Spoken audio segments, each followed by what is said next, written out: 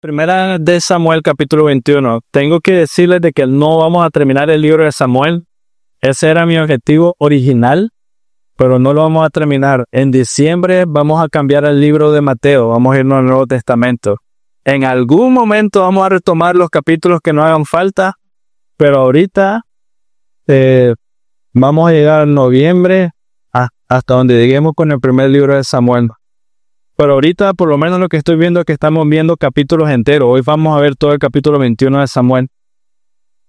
Y hoy hemos titulado Dependencia y unidad en Dios por medio de las pruebas. Dependencia y unidad en Dios por medio de las pruebas. Quiero que tengan en mente lo que Dios ha estado haciendo durante estas 2 semanas. Incluso las dificultades, ¿no? Somos atacados con mentira constantemente, con desánimo, como comencé hablando al inicio. Pero igual, cada una de esas cosas nos deben llevar a depender todavía más en Dios y nos debe de llevar a experimentar mayor unidad como iglesia. Miren, algo que ustedes y yo debemos de siempre estar apuntando: mayor unidad dentro de la iglesia. Mayor amor mutuo, a mayor deseo de compartir unos con otros, mayor interés el uno por el otro. Realmente eso debe ser algo que debe ser característico de la iglesia. Mucha dependencia en Dios y mayor unidad unos por otros. Y eso es lo que vamos a ver ahora en este capítulo 21 de 1 Samuel. Si recuerdan, David se ha despedido de su mejor amigo Jonatán, ¿no? La semana antepasada miramos el capítulo 20. Se despidieron, lloraron unos por otros, se abrazaron. David se tuvo que despedir de su amigo Jonatán. Y en este momento David está corriendo de la corte del rey. David ya no va a regresar más a la corte de Saúl, no va a regresar más a su campamento. Se ha despedido de su hermano del alma, Jonatán. Y desde este momento en adelante, desde el capítulo 20, pero también ahorita el 21, desde estas escenas que estamos viendo hasta el final del libro, David no regresa.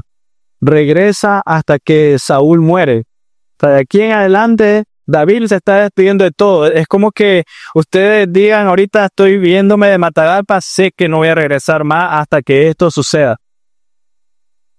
Eso está pasando con David. Él regresa hasta que Saúl muere. Y por tanto David estuvo huyendo. O sea, no fue que se fue a un solo lugar, estuvo en diferentes lugares huyendo de Saúl. Era un fugitivo. Básicamente era alguien corriendo de la ley, ¿no? Entre comillas, del rey. Lo vemos ir de un lugar a otro por su propia seguridad. Lo vemos que cómo Saúl lo persigue de lugares a otros. Y lo interesante es que el libro de Samuel se preocupa en detallarnos todas estas cosas. Se preocupa en darnos detalles de todos los lugares donde David está pasando. Nos dice cuando está en la cueva, nos dice cuando está por acá corriendo en el desierto, cuando está buscando comida, nos dicen todos esos detalles. Y la razón por la que nos dice todo esto el libro, Dios, es que nos deben hacer apreciar más los salmos de David. Si a los salmos para nosotros eran bellos, ahora entender el trasfondo detrás de ellos y cómo David estaba como siendo perseguido, nos debe hacer apreciar mucho más los salmos. De esta manera, David se convierte para nosotros y para todos los creyentes un ejemplo de sufrimiento y paciencia, de perseverancia, de morir al yo, de dejar el orgullo atrás, de servir al Señor, de todo. O sea, David se está convirtiendo en nosotros un ejemplo para emularlo, para sufrir como él sufrió y de tener paciencia como él tuvo paciencia, por sobre todas las cosas, para honrar a Cristo, exaltar su nombre. Y recuerden, él era el siguiente rey y el siguiente rey tiene que huir. Entonces nos debe de recordar esto también a Cristo mismo, ¿no? Quien era rey. Cristo, que el día de su nacimiento terrenal vinieron ángeles y proclamaba, ¿no?, que quién iba a ser el rey. Y en ese mismo instante o más adelante estaban buscando ya desde bebé cómo matarlo. Nos debe hacer recordar todas estas cosas, como el mismo Mesías también intentaron humillarlo. Intentaron matarlo, ¿no?, en el momento de su pasión. Nos debe hacer recordar todas estas cosas. Y así, hermanos, tenemos el primer versículo, 1 Samuel 21:1. Dice, entonces llegó David a Nob, al sacerdote Ahimelech, y Ahimelech vino también tembloroso al encuentro de David, ¿no? Y le dijo, ¿por qué estás tú solo y no hay nadie contigo? Tenía miedo. Y es interesante, y déjenme hacer un poquito de contexto. Esta escena que vamos a ver, de hecho, Cristo mismo, hay una escena en el Nuevo Testamento. Si pueden ir a Marcos 2, 25 y 26. O Evangelios, Marcos capítulo 2, 25 y 26. Entonces estamos viendo esto. Y Cristo mismo en el Nuevo Testamento lo usa como trasfondo para él enseñar. Marcos capítulo 2, 25 y 26.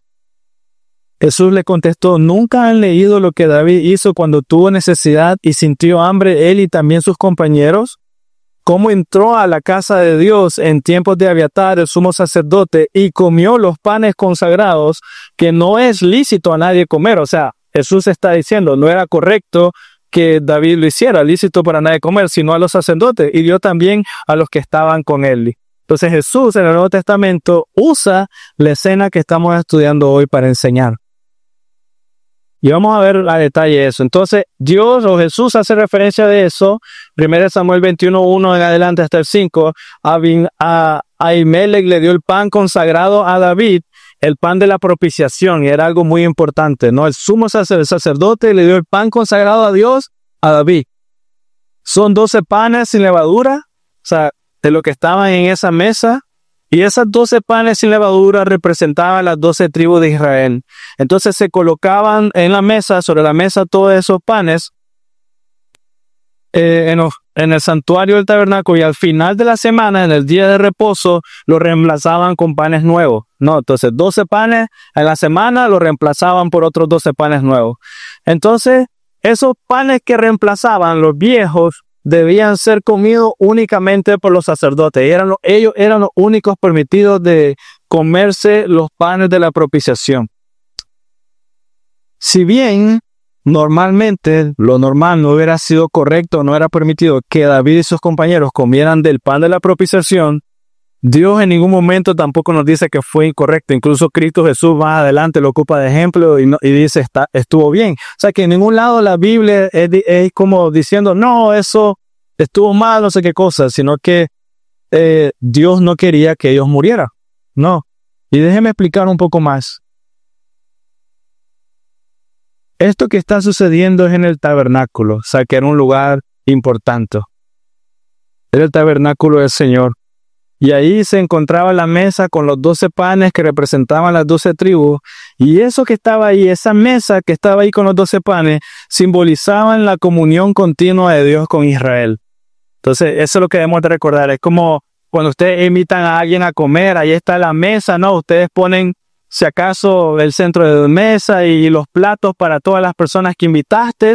Sabes que ese lugar es para ti. Entonces eso es lo que simbolizaban los panes de la propiciación, comunión continua con Dios de las 12 tribus con el Señor. Entonces la importancia y el significado del pan se encontraba en el nombre también. Cada vez que ellos decían el nombre de la propiciación, lo que eso literalmente significaba era pan del rostro. O sea, era como estoy yo con ustedes ahorita platicando. El pan de la propiciación simbolizaba comunión porque era el pan del rostro, literalmente. Y toda la escena es un pan asociado con el rostro de Dios. Estar comiendo con Él. Estar en la mesa con Él. Eso simbolizaba la escena. Comer el pan de propiciación era comer el pan con Dios. Era importante.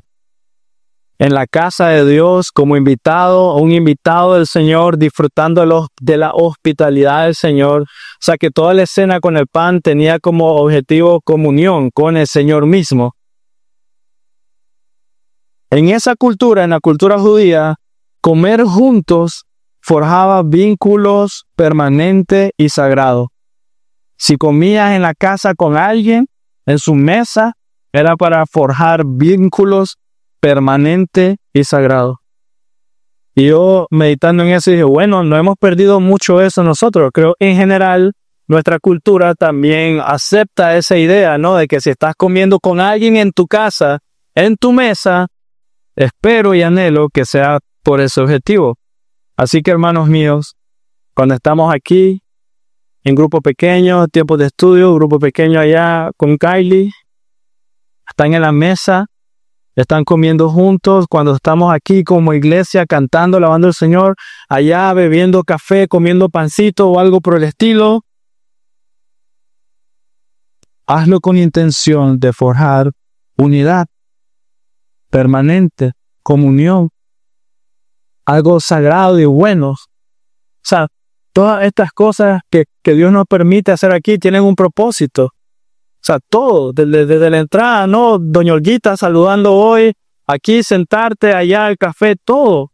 La limpieza el día anterior, todo con propósito. Forjar una amistad permanente, comunión sagrada. No es solo para que esté ahí, sino para que realmente tengamos comunión unos con otros y como pueblo de Dios tener comunión con el Señor. Amén. Versículos 2 y 3.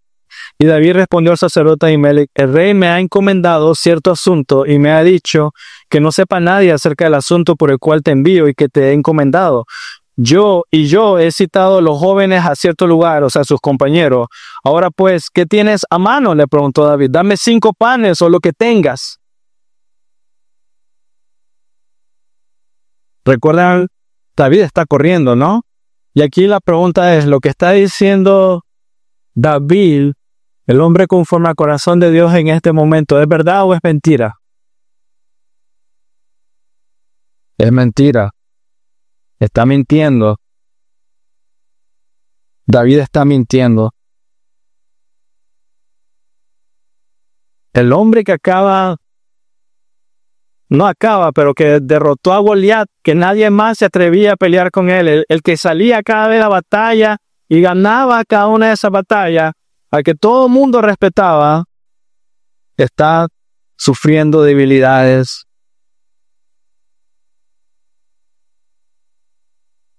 Estamos viendo debilidad en un hombre de Dios. ¿Y qué nos enseña eso? ¿Qué nos enseña esa debilidad de David? O sea, está mintiendo. ¿Qué nos enseña? Y a pesar de eso, a Jesús todavía más adelante no, en el Nuevo Testamento, hijo de David. No. A pesar de estas escenas, ¿qué nos enseña? Nadie tiene justicia en sí mismo, sino que la recibe de la misericordia de Dios. Nadie, ni usted, ni yo, ni David mismo en este momento, tiene justicia por lo que hizo, por lo que él es, o por lo que hace, o por lo que tiene, o por lo que no tiene, o por lo que dejó de hacer, o lo que dejó atrás. Nadie, solamente por la pura misericordia de Dios. Así que David, temiendo que alguien le fuera a decir el chisme a Saúl, o que fuera con Saúl para decirle, aquí está en el tabernáculo, engañó al sacerdote, haciéndole creer que estaba cumpliendo una misión del mismo rey. Y con esto que les estoy diciendo, ¿qué debemos de pensar al respecto? ¿No? ¿Qué debemos de pensar de esta escena? Deberíamos de decir, pero es que David fue ungido por Dios, entonces como es David, el ungido del Señor es justificable, lo está haciendo para salvar su vida. ¿Deberíamos de pensar así? ¿Él es ungido de Dios? Entonces está bien que lo haya hecho. Lo hizo porque si no lo iba a matar Saúl, lo iba a encontrar. Por supuesto que no, hermanos. No lo hace correcto. Y la Escritura tampoco lo oculta.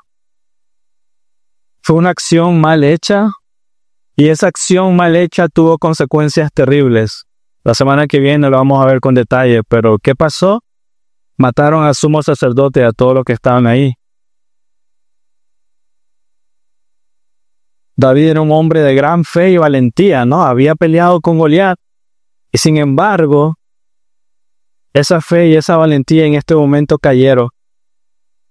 Cayó por miedo. Y miren nosotros minimizamos esto, pero cayó por miedo y cobardía. tuvo temor, y nosotros algunas veces pensamos que el temor es correcto y está bien, y lo minimizamos, lo justificamos, pero ahorita este hombre de fe cayó por miedo y cobardía. Tenía debilidad en su fe en ese momento.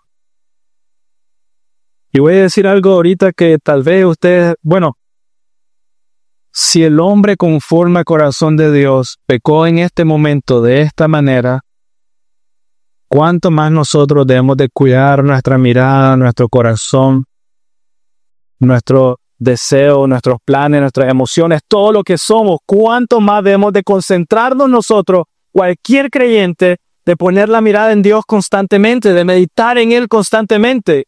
Si este hombre que derrotó a un gigante por su propia cuenta, con la ayuda de Dios obviamente, está flaqueando, teniendo miedo y cobardía, ¿cuánto más nosotros debemos de depender en Dios constantemente?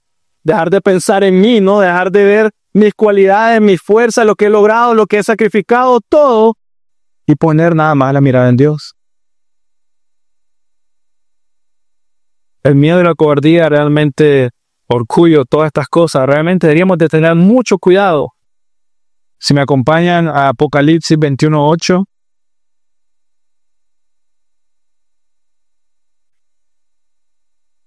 Me encanta porque es al mero final de la Biblia, ¿no? Un capítulo antes de terminar toda la Biblia, pero Apocalipsis 21:8 dice, pero los cobardes, los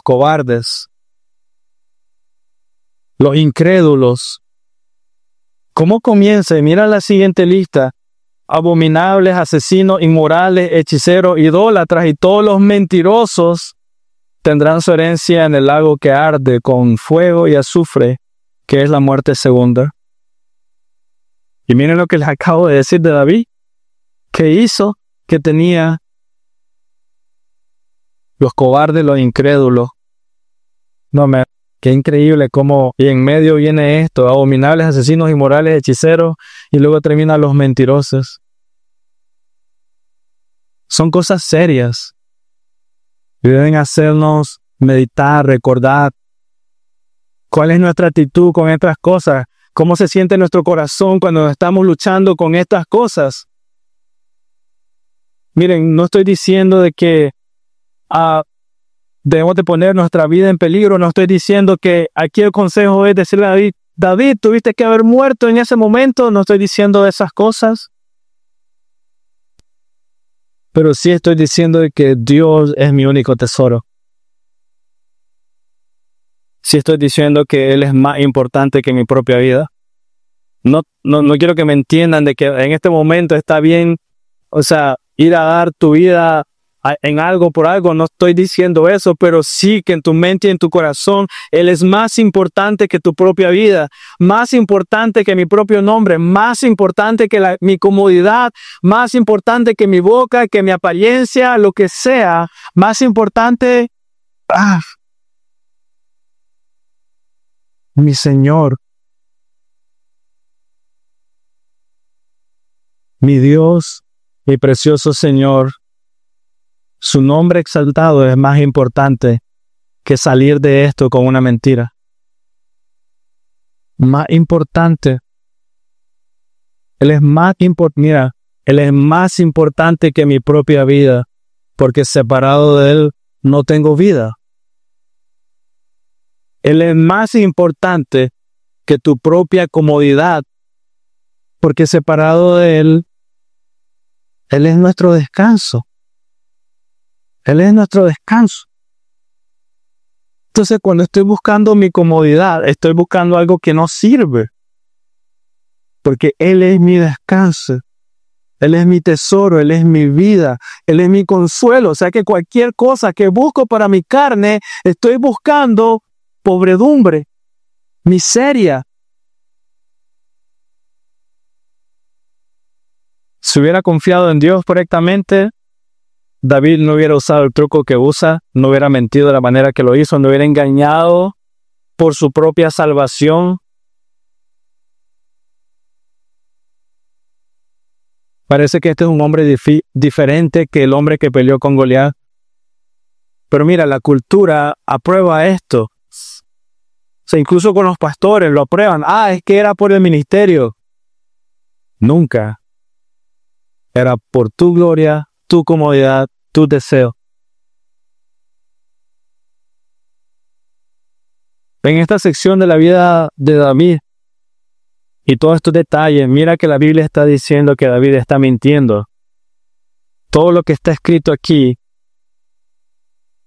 no es para que lo imitemos. Eso lo miramos el miércoles pasado en la clase. Esto no es para que tú lo imites o que yo lo imite. No es para que nos sintamos bien con nosotros mismos y digamos, ah, mira, David mintió. Entonces, si él mintió, entonces, hombre, está bien que yo mienta. Yo no soy como David, mira. No es para eso. No es para que digamos, David ha fallado, experimentó flaqueza, entonces está bien si yo lo hago. No es para eso. No es para que pienses, bueno, si David falló, creo que me pueden perdonar a mí mis faltas. No es lo que debemos de aprender aquí. De hecho, David mismo nos enseña qué fue lo que aprendió de esto. Y lo vamos a ver.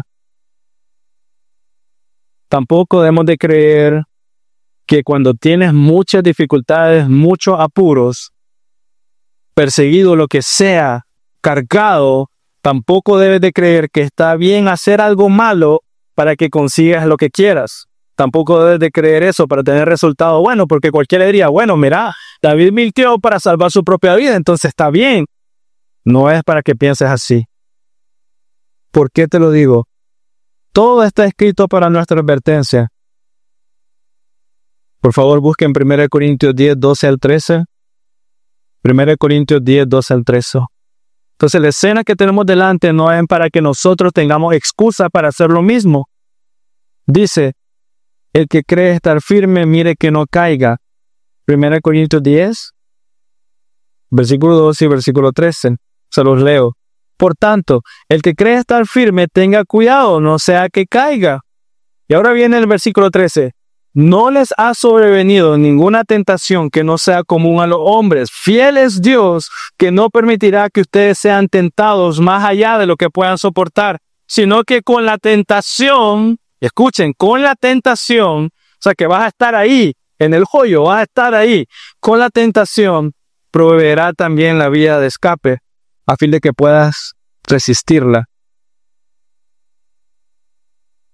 La Biblia no dice, el que está firme está bien si cae una vez. La Biblia no dice, si has estado firme 30 años, está bien este desliz. No dice eso la Biblia. Dice, en medio de la tentación, se nos va a dar también la salida. Miren cómo comienza, que esté firme, que no caiga, pero en medio de la tentación Dios te va a dar la salida también. Entonces la Biblia no dice, sí, está bien que en medio de esto, todos fallamos.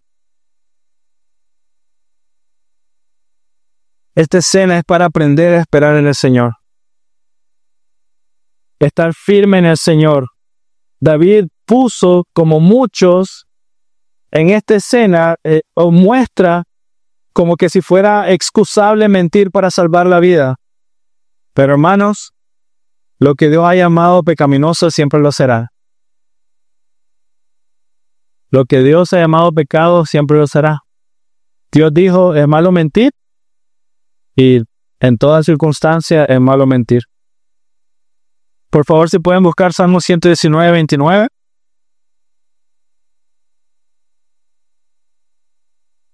Lo que Dios ha llamado pecaminoso siempre lo será. Mira lo que dice el salmista en el Salmo 119, versículo 29. Maravillosos son tus testimonios. Perdone, estoy en el 129. Salmo 119, versículo 29. Salmo 119, versículo 29. Quita de mí el camino de la mentira, dice el salmista, y en tu bondad concédeme tu ley. Quita de mí el camino de la mentira, y en tu bondad concédeme tu ley. La mentira de David tuvo consecuencias trágicas. Mandaron a matar al sacerdote y a todos los que estaban ahí. El salmista, hermanos, no pide a Dios, mira, perdóname porque me equivoqué aquí, mentira. El salmista está diciendo, quita la mentira. No quiero volverlo a hacer. Aléjala de mí. No quiero volver a pecar de la misma manera. No quiero bajar la guardia, minimizar el estándar. No quiero apartarme de ti, Señor. Y luego le pide por su ley. Y eso es interesante. Le pide por su ley. Y en tu bondad concédeme tu ley. Quiere vivir por la ley. O sea, mira lo que está pasando aquí. La ley de Dios no es represiva. En realidad da libertad. O sea, el salmista está diciéndome, quita la mentira, bendíceme con tu ley. O por tu bondad, y en tu bondad concédeme tu ley. O sea, el hombre aquí está viendo que la ley realmente da libertad. No es una carga, no es como que, la he pecado. No está eso en la mente, que no debo mentir, no debo robar, no debo de esto, no debo de aquello. No tiene eso en su mente. Está más bien diciendo, en tu bondad concédeme. Enséñame a disfrutarla, a vivirla, a conocerte por medio de ella. Eso es lo que está ahí en el corazón del salmista. No es como le sucede a muchos de nosotros en la iglesia. No fui a la iglesia, el pastor se va a poner malo conmigo. No. Más bien debería ser, no fui a adorar a Dios. No, tal persona va a decir a tal cosa. Eso es lo que hay aquí en esta ciudad y me repugna sinceramente porque no he entendido por qué en la iglesia, por qué nos reunimos, y es para adorarlo. Ese es nuestro regalo, venir aquí a adorarlo, a hacer nuestras manos, a cantar con Él y proclamar que Él es nuestro Señor. Ese es lo pesado. Ese es el dolor. No es, no fui, me van a enojar conmigo.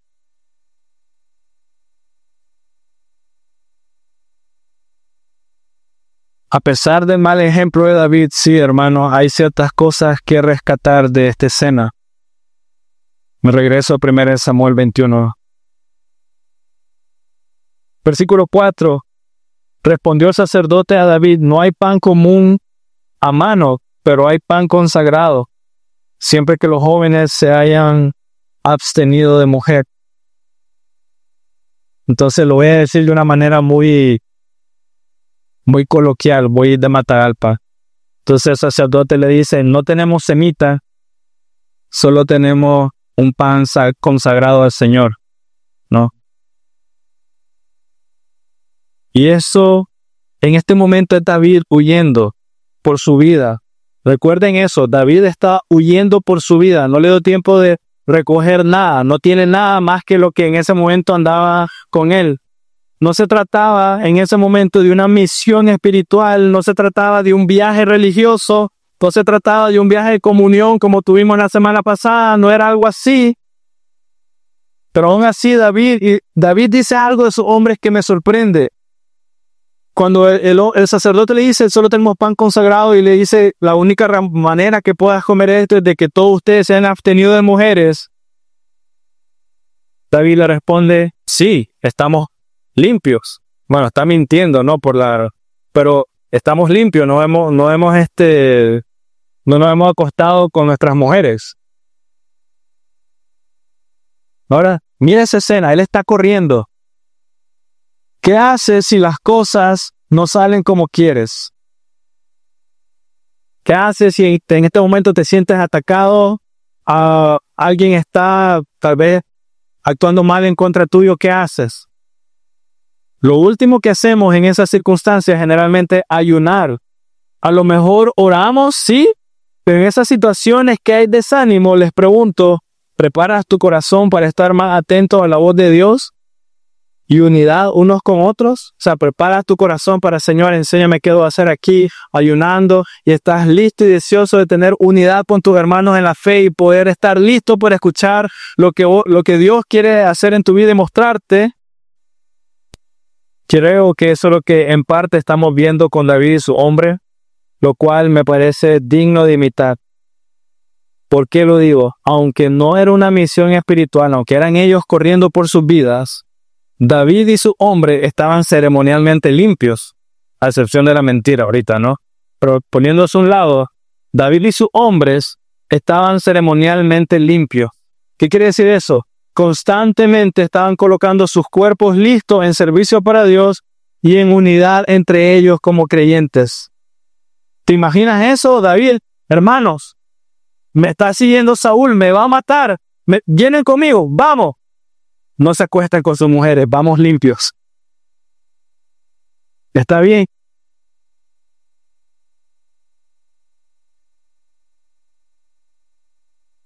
Por eso, hermanos, cuando les pedimos orar, el domingo que viene, el domingo del primer mes, y si puedes acompañarlo, ayunar como iglesia, no es un acto más, es algo que hacemos por hacer. Y quiero pedirte de hacerlo por unidad y en ese momento estar orando por nombre, por cada uno de los que están aquí y por los que estarán también. Pero cada cosa que hacemos, orar juntos, el tiempo de estudio, este momento, adoración, el momento que nos estamos saludando, todas estas cosas intencionalmente, cada persona para unidad de la iglesia, para mostrar amor de la iglesia. Ahora te voy a poner una escena. Imagina que uno de los amigos, David pidió 5 panes, o sea que asumo que era él más 4 amigos más, uno cada uno, asumamos que era algo así. Imagina que uno de ellos se hubiera acostado con su mujer, uno de ellos andaba ceremonialmente impuro. En lugar de poner a Dios primero, la unidad del grupo, y no es como... Seguramente a estos hombres los iban a perseguir, seguramente era gente muy cercana a David, o sea que ellos tenían que correr también, o sea, estaban en el mismo saco. Pero imagina que uno de ellos diga, no, me voy a despedir de mi mujer, de mi esposa, el deseo carnal antes que la unidad, lo que decidieron hacer como grupo para el Señor. Imagina que uno de ellos siguió sus propios deseos, hizo las cosas como él quería. Su propio orgullo, lo que sea.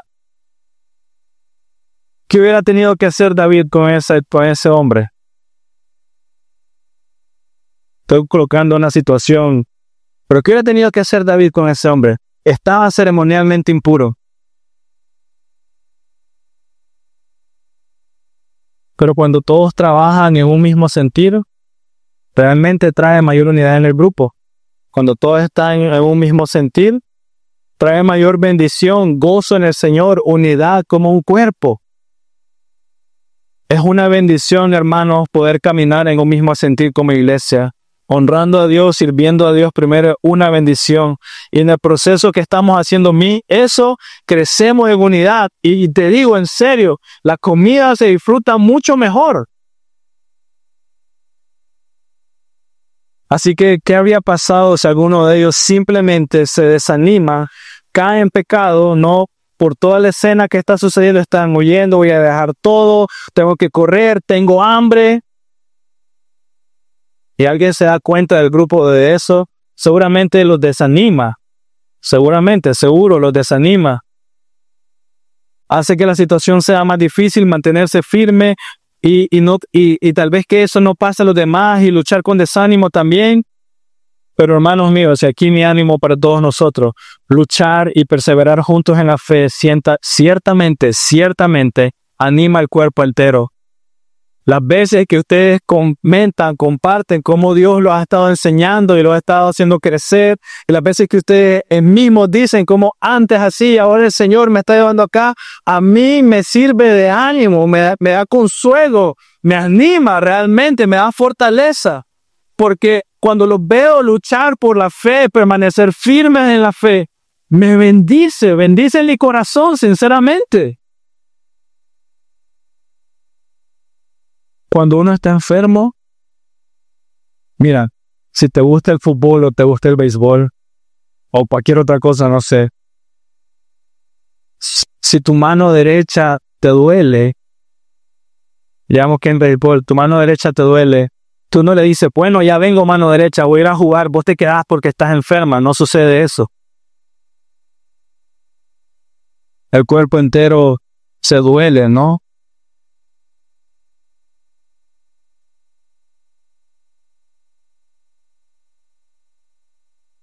Y cuando ya estás con fuerzas, todo el cuerpo va y se goza cante. Disfruta de ese. Así que algo para recordar: el aislamiento, la soledad, el orgullo no son cosas que alimentan tu alma. Aunque digas sentirte más cómodo solo, no son cosas que alimentan tu alma.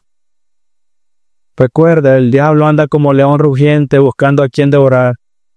Y a quienes devora más rápido, los que están solos.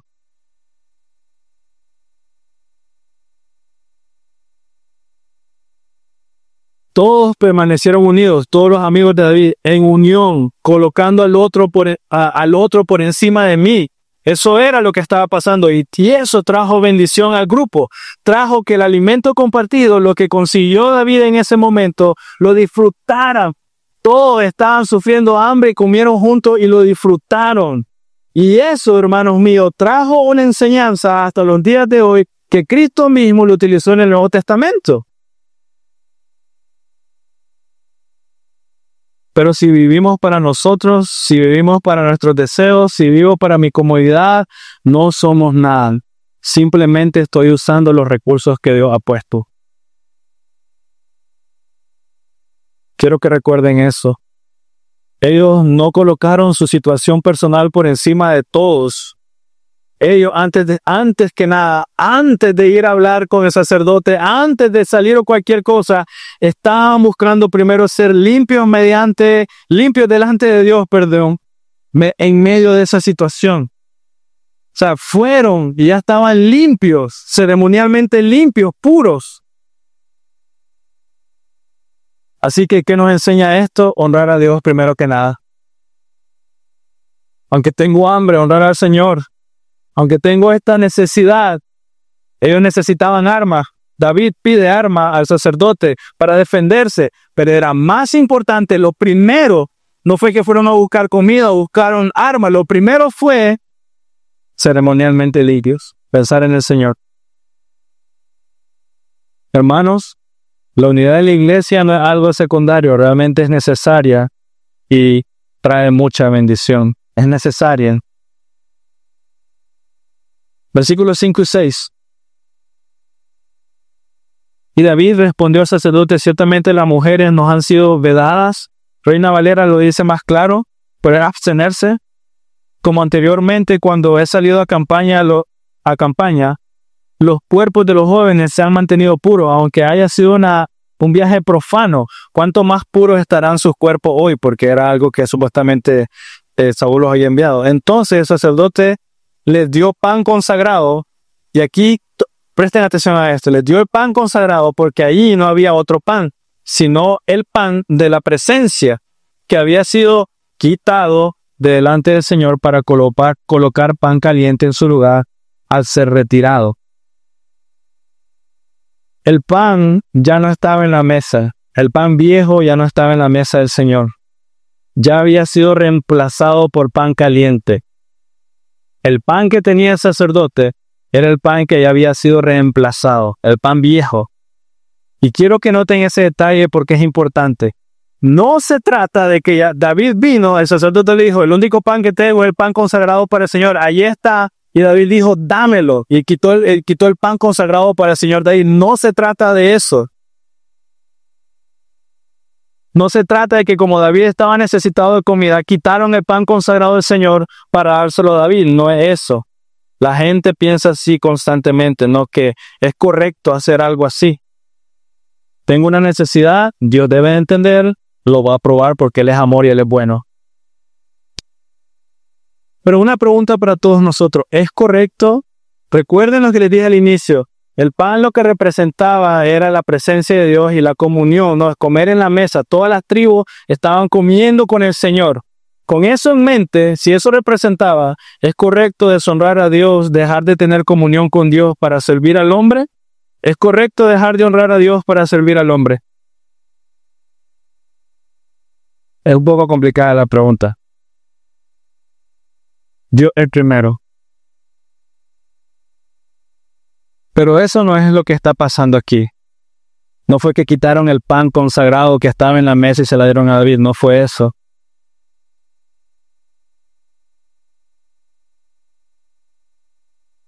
Dios es siempre primero. Tenemos la mala costumbre de pensar que como algo es bueno para mí, Dios lo va a entender. Pero no. Dios no tiene que entender. Yo soy el que tengo que entender. Lo mejor que podemos hacer, hermanos, lo mejor que podemos hacer, lo que guardará tu alma y tu corazón no es buscar lo que te conviene, honrar a Dios. Honrar a Dios, eso es lo que va a guardar tu alma y tu corazón. Recuerda que incluso en medio del hambre, David y su hombre estaban guardando sus cuerpos para no difamar a Dios. Lo que más servirá a mi corazón es que yo tenga deleite en honrarlo a Él. Eso es lo que más va a servir. No que Dios me dé lo que yo necesito. Aunque, sinceramente, oro porque Dios te dé lo que necesitas, ¿no? Alimento, no sé, lo que sea que haya una necesidad en tu casa, hermano, oro y espero que Dios lo provea. Pero más importante que eso es que tu corazón, primero que nada, tenga deleite en Dios nada más.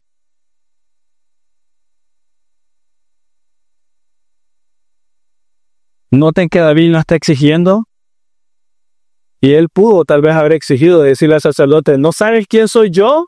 Fui el que derrotó a Goliat. Soy el que ha estado haciendo todas estas campañas de batalla y he venido victorioso. He librado a Israel de todos sus enemigos. Pero él no llegó exigiendo. Estos detalles del pan pasan desapercibidos, pero miren, los sacerdotes ya habían quitado el pan. Ya habían quitado el pan, habían colocado uno caliente. Eso quiere decir que el pan que le dieron a David, por así decirlo, era el desperdiciado, era el cambio.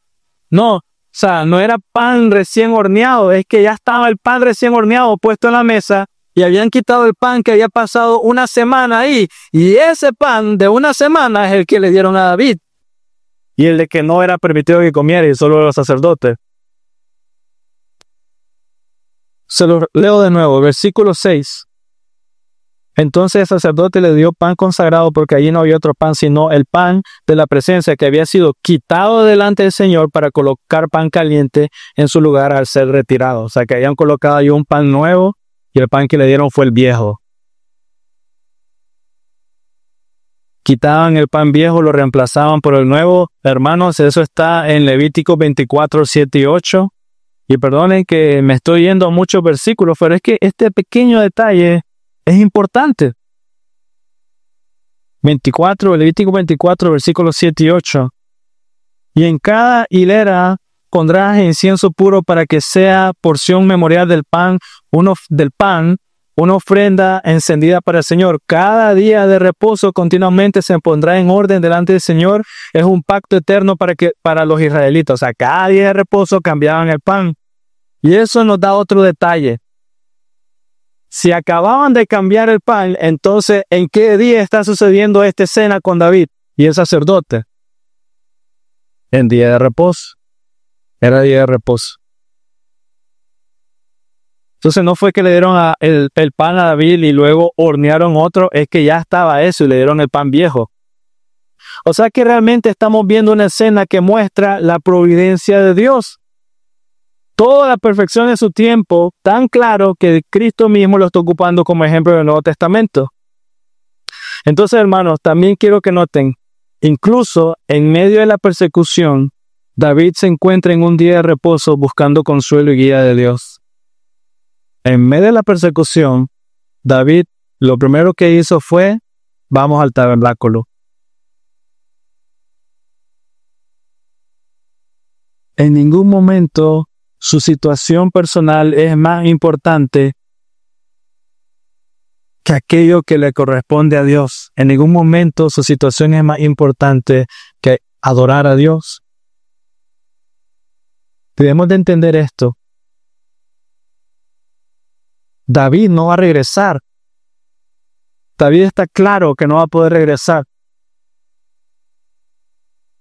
Se acaba de despedir de Natán y él sabe no va a poder regresar al tabernáculo. Él sabe hasta que Saúl muere. Él sabe y lo voy a traer a nosotros hoy. No voy a poder ir a la iglesia otra vez. Sería nuestro equivalente. No voy a poder ir otra vez.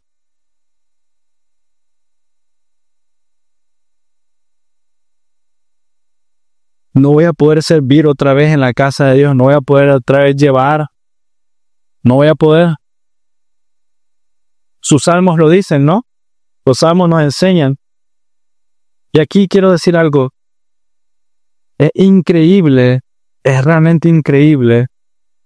Y va a sonar difícil, pero luego lo voy a comparar con otra cosa. Pero es realmente increíble lo fácil que algunos que se llaman cristianos pueden irse de la iglesia. Es fácil, o sea, increíble. Aquellos que se llaman cristianos, yo he perseverado por 20 años, 30 años, 40 años, y así de fácil se van. Es increíble. Que no les haga falta. Es increíble lo fácil que pueden estar lejos de la comunión de sus hermanos de la fe. Es increíble. En ese momento, ese tipo de gente deben de preguntarse si realmente son creyentes. Se los comparo con algo. Tengo a mi esposa, ¿no? Casi 14 años de casados ahorita. Si ustedes vieran, si ustedes escucharan de mí, sí, yo puedo estar lejos de Giselle, tranquilo, un mes, no pasa nada. Entonces, cualquier hombre o cualquier mujer que diga, sí, no hay problema, podemos estar lejos un tiempo. Es increíble.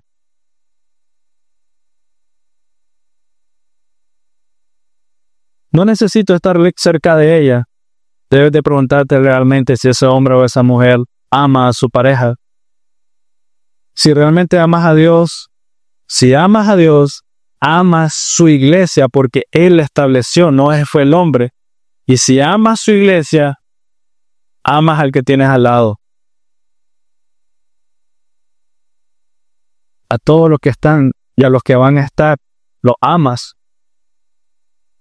Así de simple. Si puedo estar lejos de mi esposa, debes de preguntarte realmente si la amo o no. Si quiero estar con ella o no. Si me es fácil estar lejos de ella, debes de preguntarte. David tuvo una despedida amarga, llorando con Jonatán. ¿Qué crees que fue a hacer al tabernáculo? A despedirse, sabía que no iba a regresar. Él pudo haber ido a cualquier otro lugar a buscar alimento y a buscar armas. Pudo haber ido a cualquier lugar realmente. Y fue al peor lugar a ir a buscar comida. Pero era más importante ir al tabernáculo antes de desaparecer que ir a cualquier otro lado.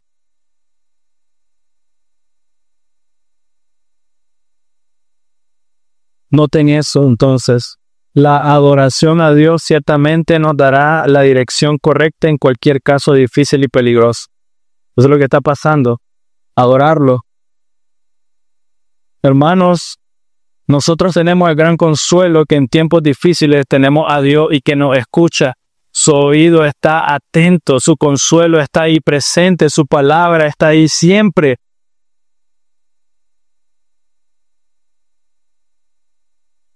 Podemos ir en todo momento delante de Él, podemos pedir, podemos esperar, podemos llorar y Él va a estar ahí. Él sabe cada una de nuestras lágrimas, sabe cada uno de nuestros cabellos, sabe.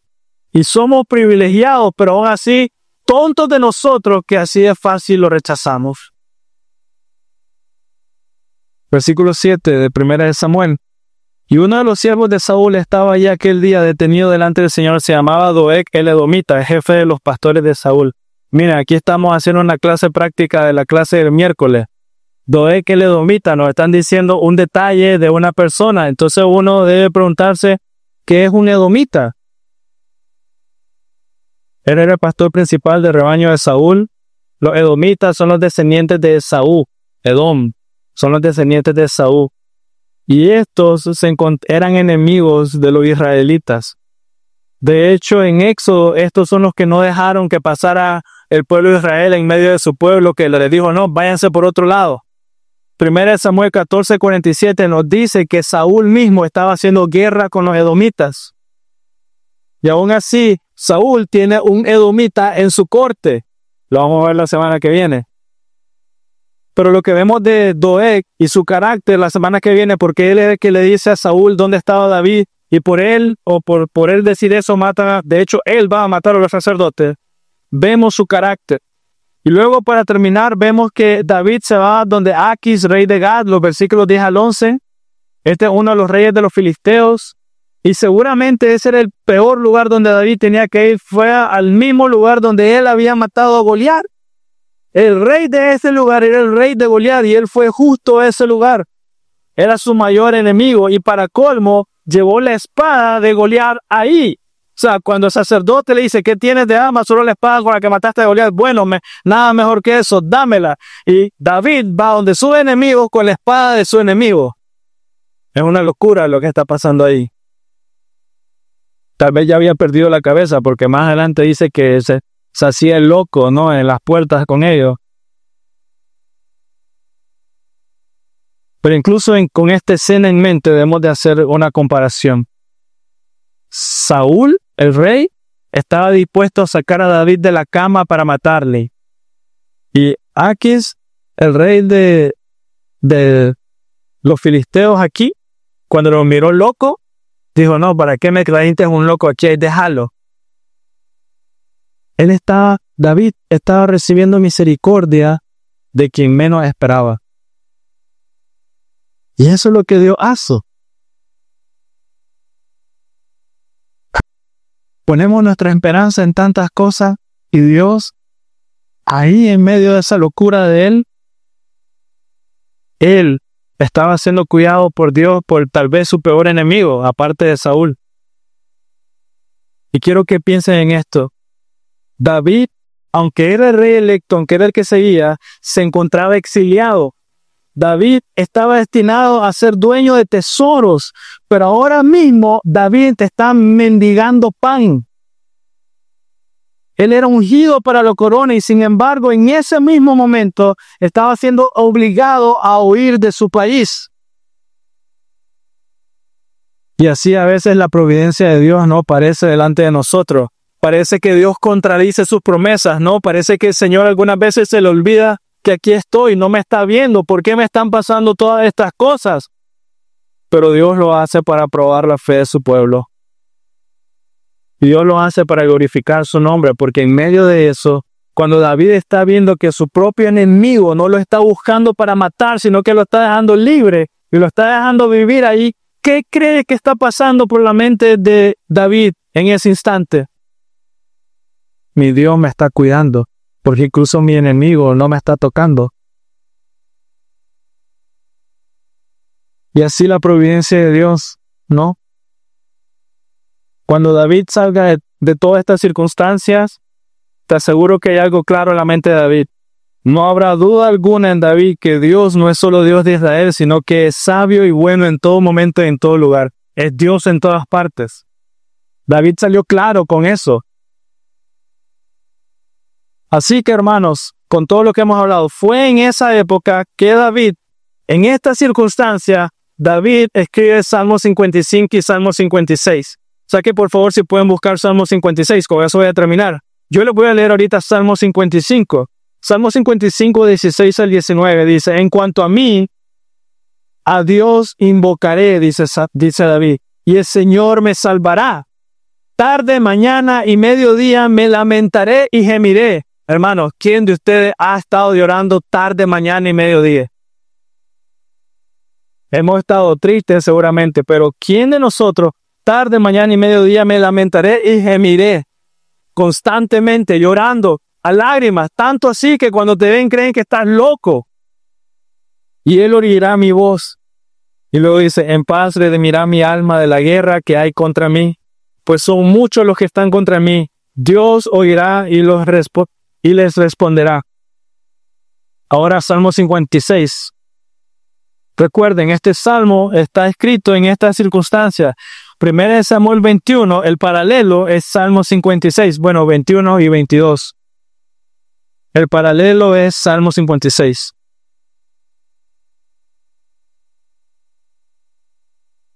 Ten piedad de mí, oh Dios, porque el hombre me ha pisoteado. Escucha. Me oprime combatiéndome todo el día. Mis enemigos me han pisoteado todo el día, porque muchos son los que con soberbia pelean contra mí. El día en que temo, yo en ti confío.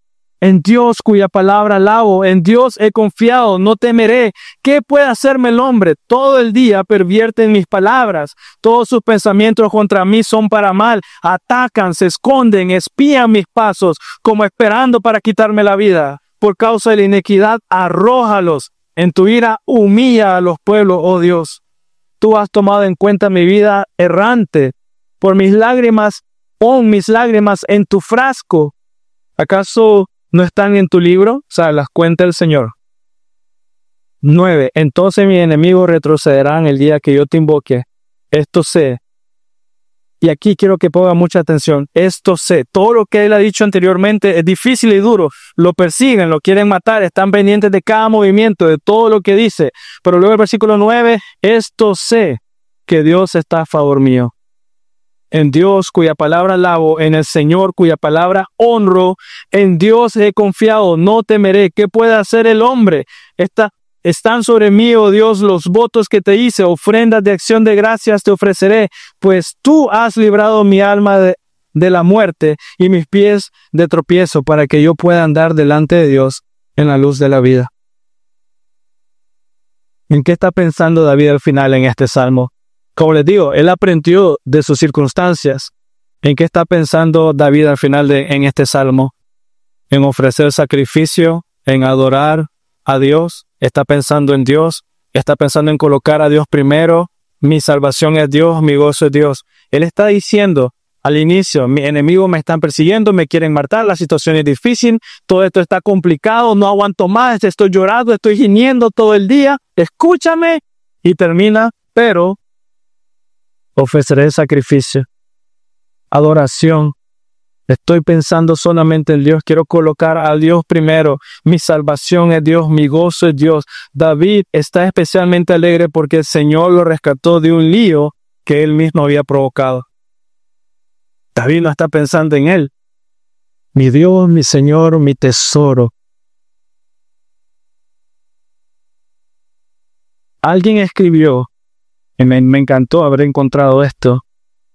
En medio de estas aflicciones, David expresa sus experiencias por medio de las palabras inspiradas en Salmo 34, o sea, sus experiencias inspiradas en Salmo 34. Sin las aflicciones, este salmo nunca se hubiera escrito. Y aquí viene algo de historia, sin el encarcelamiento de Juan Bunyan, sin duda el Progreso del Peregrino nunca hubiera sido escrito. Sin haber estado aislado en el castillo de Warburg, Lutero no habría tenido tiempo de traducir la Biblia al alemán. Casiodoro de Reina, solo después de ser quemado en efigie y declarado maldito por los inquisidores en España, emprendió a Ginebra la traducción de la Biblia al castellano. Catalina, la esposa de Lutero, dijo, nunca hubiera sabido lo que tales o cuales cosas querían decir en muchos salmos, ni el significado de ciertas obras del Espíritu, ni jamás hubiese comprendido la práctica de los deberes cristianos si Dios no me hubiera hecho pasar por las aflicciones. Dios le está preparando a David para su futuro por medio de las aflicciones, y de todas ellas Jehová lo liberó. Así que, ¿qué aprendemos, hermanos? Las pruebas son usadas para nuestra santificación y para llevarnos en oración y adoración a Dios, no lejos de Él. Las pruebas son usadas para nuestra santificación, más cerca de Él, no más lejos. Oremos. Dios, gracias, muchas gracias por todo lo que nos has dicho hoy. Eres bueno y misericordioso, porque a pesar de nosotros, Señor, a pesar de nosotros, de nuestras fallas, flaquezas, cuánto nos has amado, Dios. Has abierto nuestros ojos, nuestros oídos a tu palabra. Mis manos se han abierto para adorarte, Señor. Me has traído aquí hoy. Eres misericordioso. Eres maravilloso y grande. Cómo te doy gracias por cada uno de mis hermanos acá. Y ruego y suplico que en medio de la aflicción, Señor, podamos crecer cada uno de nosotros en unidad para la gloria de tu santo nombre. Amén.